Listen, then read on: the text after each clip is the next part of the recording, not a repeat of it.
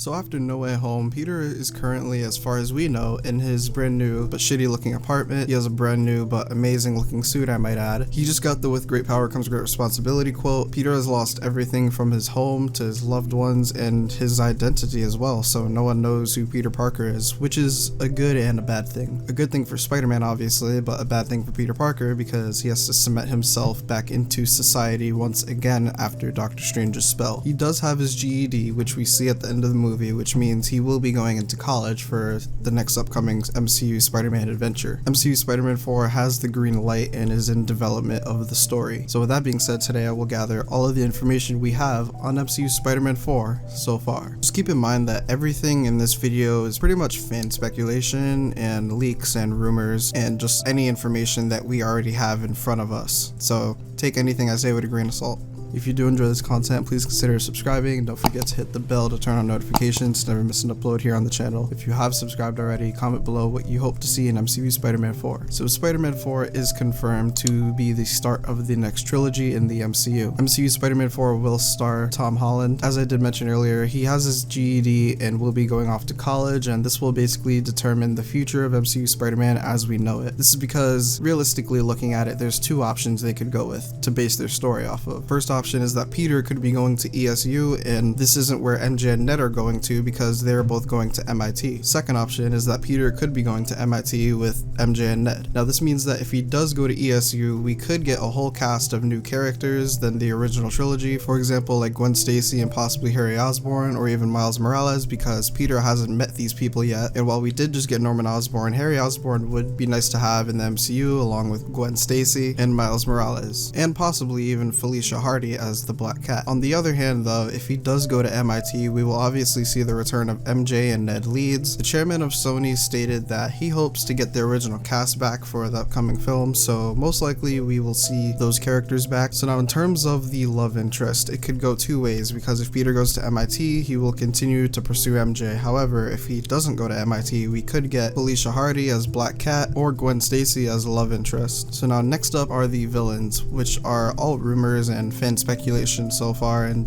just the information that we kinda have in front of us. MCU has been taking inspiration from Insomniac's Marvel's Spider-Man, so I'm gonna go out on a limb here and say we could possibly see Mr. Negative come to live action. Mr. Negative has become a popular character ever since Spider-Man PS4 has released, and he could take over Feast Center after Aunt May has passed away, since we do know in No Way Home that's where Aunt May worked at. The voice actor of Mr. Negative for Marvel's Spider-Man PS4, Stephen O. Young himself, even said that he would love to play the role and for Sony to hit his DMs. Now on to a more likely option, the Scorpion aka Matt Gargan. He was in Spider-Man Homecoming's post-credit scene and was supposed to be in Far From Home, but of course we got Jake Gyllenhaal's Mysterio instead. Matt Gargan Scorpion would be a great next choice for Spider-Man's next adventure for multiple reasons. First reason, I mean, he has perfect setup for a vendetta that is personal, and they have a lot of different options on how to approach the Scorpion. We do have J. Jonah Jameson in the MCU, so maybe Jameson could hire Scorpion to get rid of Spider-Man like in the 90s animated series, or maybe we could see Kingpin make an appearance since he did appear in Marvel's Hawkeye and try to rebuild his criminal empire again. A least likely option, but possible still, is reintroducing Norman Osborn and have Norman Osborn create the Scorpion suit for Matt Gargan. The next option could be if they gave Scorpion the Venom symbiote, and if you don't know, in the comics basically Matt Gargan, the Scorpion, becomes Venom at one point. Eddie Brock was not bonded with the symbiote at the time, or well,